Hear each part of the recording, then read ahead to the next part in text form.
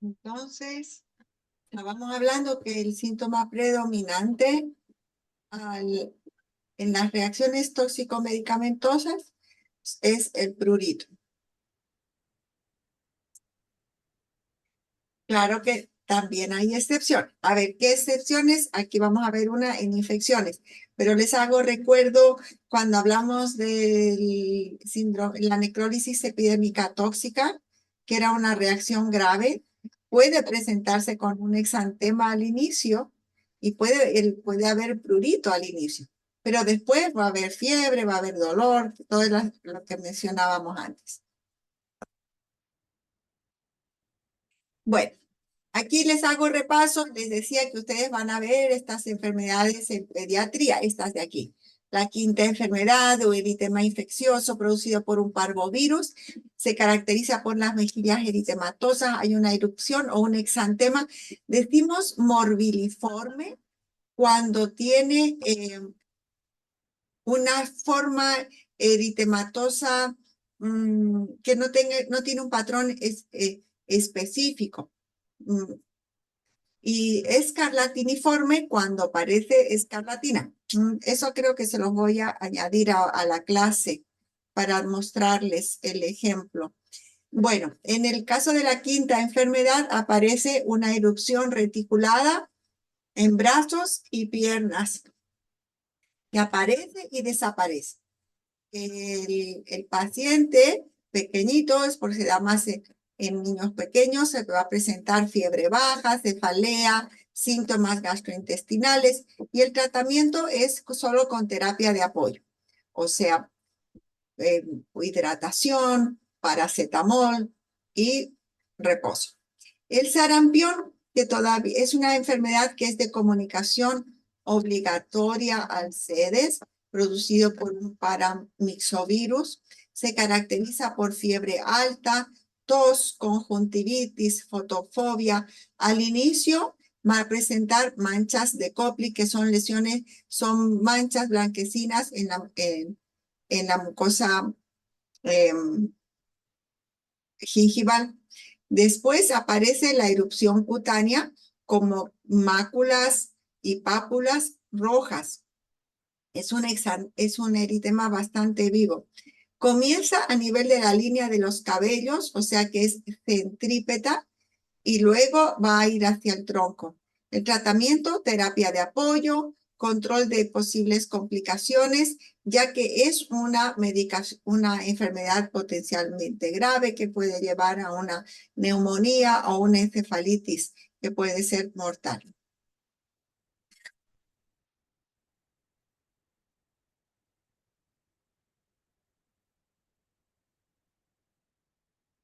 Aquí tenemos un ejemplo de un exantema que decimos también como morbiliforme. Aquí un pacientito con sarampión, este tipo de lesión eritematosa son pequeñas pápulas. Aquí máculas, pero es un rojo bastante vivo. Disemina. Puede haber compromiso también de los pliegues cubitales. El dengue tiene un exantema que es la excepción a la regla, porque el exantema del dengue es muy pruriginoso. Se da generalmente al final, bueno, digo generalmente, al inicio del dengue puede haber un exantema transitorio leve. Después aparece el cuadro que ustedes conocen bien, alzas térmicas, cefalea retroocular, malestar general, puede haber artralgias. Y cuando ya está pasando ese periodo agudo, aparece el exantema que es característico del exantema eritemato purpúrico, que se caracteriza que parece como, o se describe, mejor dicho, como un mar rojo con islas blancas. Y es muy pruriginoso. No se dé con los antihistamínicos. Uno da antihistamínicos como intentamos ayudarle al paciente, pero hay que advertirle que puede ser bastante frustrante y que tiene que tener paciencia hasta que se le termine de pasar. Terapia de apoyo, la internación según los protocolos. Y en cuanto a terapia de apoyo, hidratación, reposo, paracetamol y la piel, humectación, productos hipoalergénicos que no tengan muchos perfumes, hidratantes y antihistamínicos. No hay otra cosa. Exantemas por picornavirus son erupciones escarlatiniformes o urticariformes o morbiliformes también que se acompañan a un cuadro de fiebre moderada, de malestar general, cefalea y diarrea. El tratamiento son autolimitados. Puede ser por ingesta de alimentos que estén contaminados, suelen darse a veces pequeños brotes, ¿no? Estacionales. Y el tratamiento es terapia de apoyo, hidratación, y dependiendo, bueno, los síntomas, si tiene diarrea, antidiarreicos, si tiene fiebre, paracetamol, etc. Si tiene prurito, antihistamínicos. Aquí tenemos una imagen de dengue, un eritema purpúrico difuso con áreas más claras. La rubéola, producida por un arbovirus, se acompaña de fiebre moderada, comienza en el rostro y luego se expande al cuerpo. Igual entonces decimos que es centrípeta, que va de afuera hacia adentro. Se presentan máculas y pápulas pequeñas, rosadas. Una linfadenopatía cervical posterior es característica. Y bueno, aunque ya hay vacunas, es poco probable, pero hay que estar alertas en la rubéola congénita, sobre todo cuando la mamá contrae rubéola en el segundo trimestre. El tratamiento, terapia de apoyo. En cuanto a otros exantemas de mayor gravedad y que no es viral, como es el caso de las fiebres manchadas, están producidas por riquecias, se presenta con fiebre alta, escalofríos, artralgia, fotofobia, comienza en las muñecas, en los tobillos, luego va al tronco y la cabeza. Se torna purpúrica en 3 días. Una complicación muy seria son las encefalitis y el tratamiento tetraciclina y cloranfenicol. La escarlatina, otra infección bacteriana producida por estreptococo beta hemolítico del grupo A. El paciente va a presentar fiebre, faringitis, malestar general y de ahí comienza a presentar, a acompañar el cuadro, el exantema, la erupción, eritemato papular, son lesiones puntiformes rojas que simulan como una quemadura solar. Aparece en el cuerpo, en las manos, en los pies, a nivel de mucosas, presenta una lengua aframbuesada, que es como están pronunciadas las papilas gustativas, entonces da como ese aspecto de frambuesa. Y cuando ya está remitiendo el exantema, comienza a presentar una descamación generalizada y es muy característica la escama, como descama a nivel de las palmas y de las plantas porque son laminares, es como una descamación que se dice en guante o en calcetín. La principal complicación de la escarlatina es la glomerulonefritis. Así que tenemos que hacer seguimiento ¿a qué? Al ácido, a la antiestreptolicina que se mide en sangre. Cuando queremos diagnosticar la escarlatina, hacemos un hisopado faríngeo y y un ácido.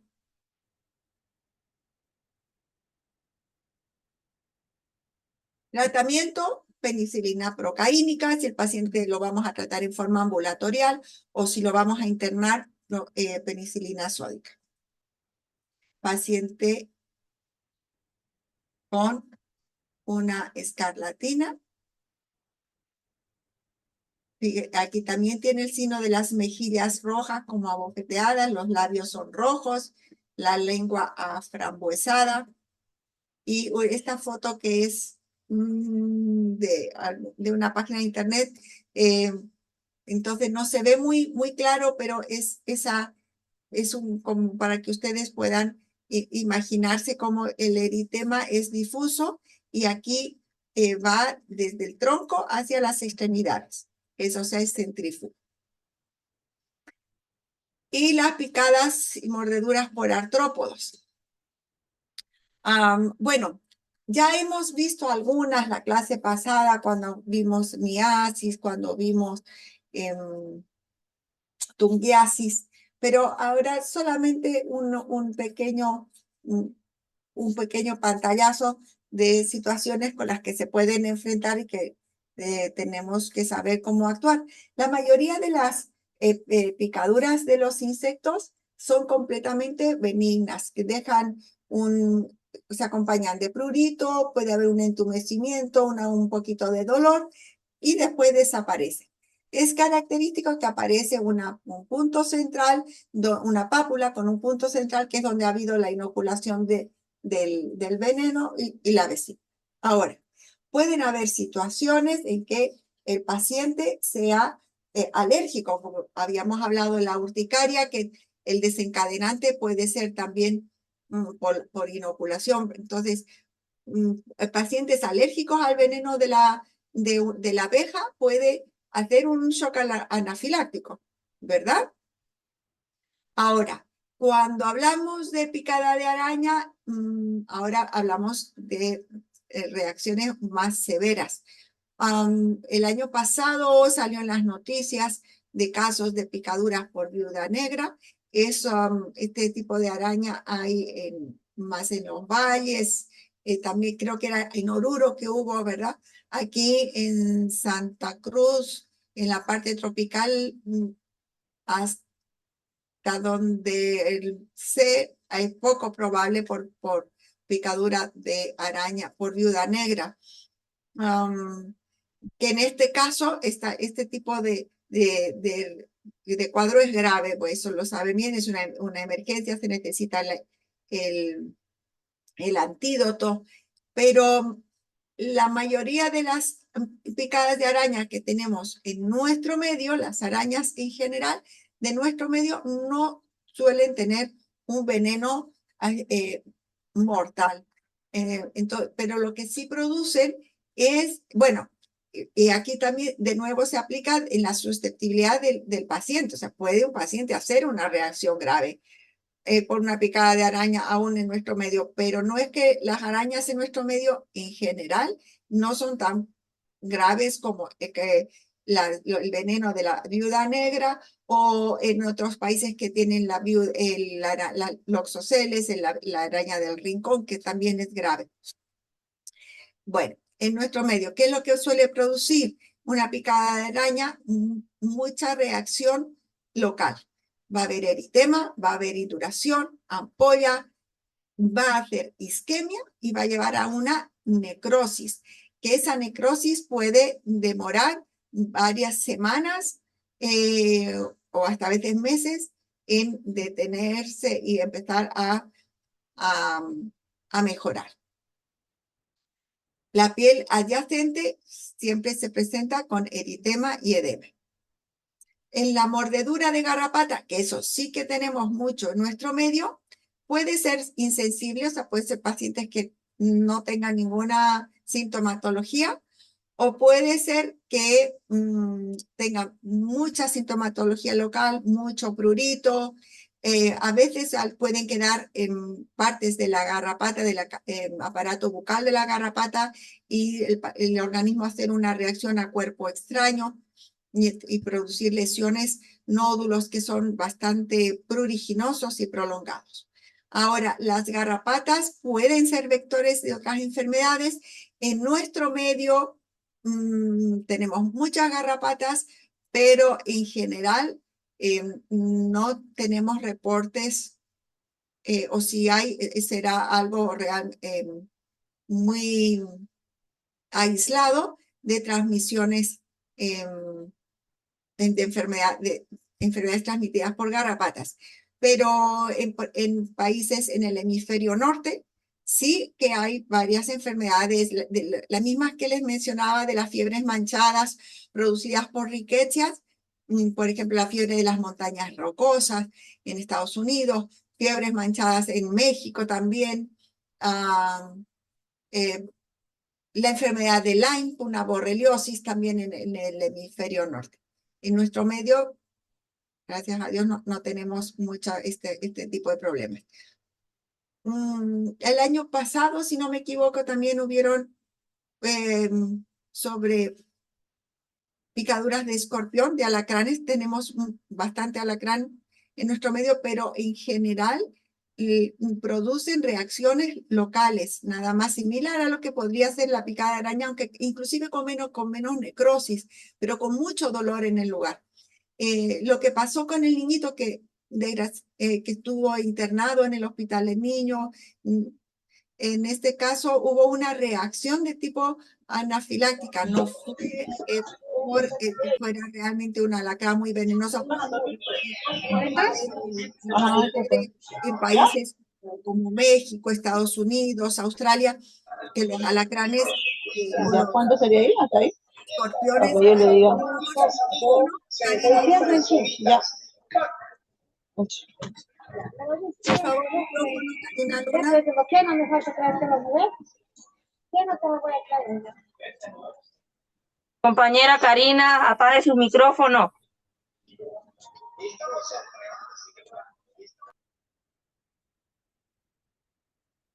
Entonces, de todas maneras, si ustedes reciben a un paciente que ha sufrido ese tipo de picadas, de mordeduras, tienen que, cada paciente es un paciente, valorarlo, tómenle esos signos vitales, monitoricen, si es necesario, pidan, si ustedes ven necesario, hemograma, examen de orina, ¿no? Pruebas de función renal. Entonces, tenemos parámetros, estos son parámetros, pero cada paciente hay que valorarlo individualmente. Aquí tenemos una reacción por picadas, eritema, y aquí estos serían los sitios en personas de la inoculación del veneno. Las personas que son muy alérgicas, por ejemplo, a las picaduras de hormigas, pueden hacer ese tipo de reacción. Aquí tenemos estas ampollas en personas en un paciente que nunca ha estado en contacto con la picada de mosquito. Pareciera un impétigo, pero no tiene el halo eritematoso del impétigo. Estas son picadas por pulgas. Las picadas de pulgas, que son siempre así lineares, son pápulas eritematosas. Aquí tiene una pequeña erosión. Esta es una picada de araña. Aquí hay una área de necrosis y un halo eritematoso. Y en estos casos, ¿cuál sería el tratamiento? El tratamiento vamos a dar sintomáticos. Si hay prurito, le daremos antihistamínicos, si hay dolor, analgésicos. Y en los cuadros más graves, aquí, por ejemplo, corticoides sistémicos y casos que están con compromiso general, usaremos corticoides por vía endovenosa, hidrocortisona, metilprednisolona. Una vez que en el caso de la picada de araña se ha detenido el proceso necrótico, ya no sigue avanzando, entonces se hace ahí una limpieza quirúrgica y se deja. Aquí estoy un paciente con un eritema migrans en la enfermedad de Lyme, que es lo que les decía, que es una borreliosis, pero que en nuestro medio no solemos tener. Bueno, chicos, ¿alguna pregunta? A ver aquí.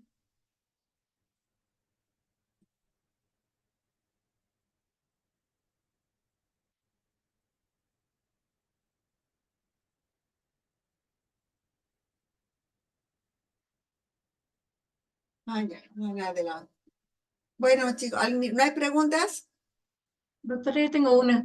Usted Sí, mencionó los exantemas de los morbilliformes y escalatiniformes. sí. Sí, y también ahí tendríamos que añadir, que se lo voy a añadir en la clase, los urticariformes.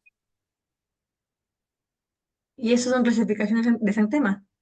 ¿Cómo? ¿Esos son clasificaciones de los exantemas? Son formas de presentación, es una clasificación de exantemas según la presentación, más no de la etiología. Ya, doctora, gracias. Muy bien, chicos, entonces nos vemos el próximo lunes. Cuídense mucho, no falten a sus prácticas y empiecen a, preocúpense para lo de la credencial en el hospital. Hasta luego. Hasta luego, doctora. Doctora, gracias. Gracias, doctora.